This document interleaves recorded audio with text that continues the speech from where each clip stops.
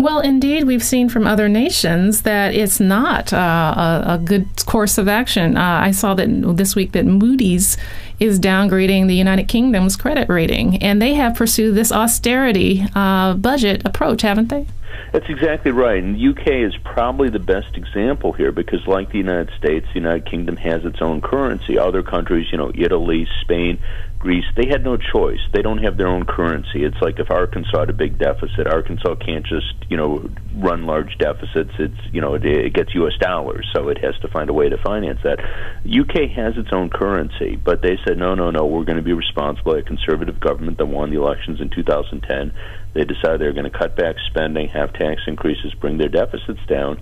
And what it's done is it's thrown the economy back into a recession. They've had a brief period of growth. It looks like they're back in recession now for a third time.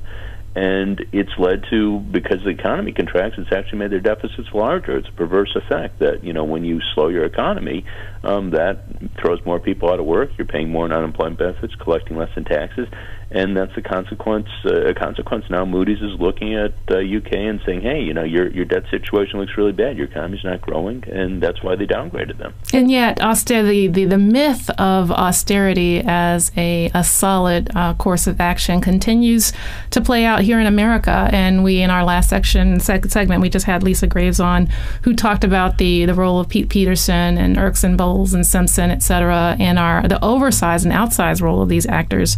Do you think that the conversation has been bought? Have we lost this argument, Dean? Well, we haven't lost it. I mean, we haven't lost it for the simple reason that, the programs that these people want to cut, Social Security, Medicare, Medicaid, I mean, these are hugely popular programs across the board. And it's not just, a small group of liberals or Democrats who like them. They're popular among Tea Party conservatives, Republicans. So they have to find some backdoor ways to do it. That's why they're always coming up with these sort of convoluted schemes where we're going to have the super committee and an up or down vote, no amendments, this and that.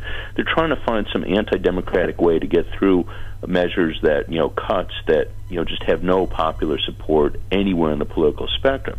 So in terms of getting their agenda of austerity, I think they're going to have a hard time. But what is unfortunate is they've knocked off a serious discussion of how we're going to get people back to work. Because that is the real crisis. I mean, it's just an incredible story. We have whole communities that are being devastated.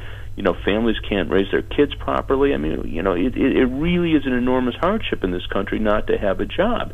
And it's not, these people were working before the economy collapsed. So we're not talking about that. All we're talking about is how do we get the deficit down. And you now have these absurd debates where we're arguing what the debt to GDP ratio should be in 2023. You sort of want to grab these people and go, are you on this planet?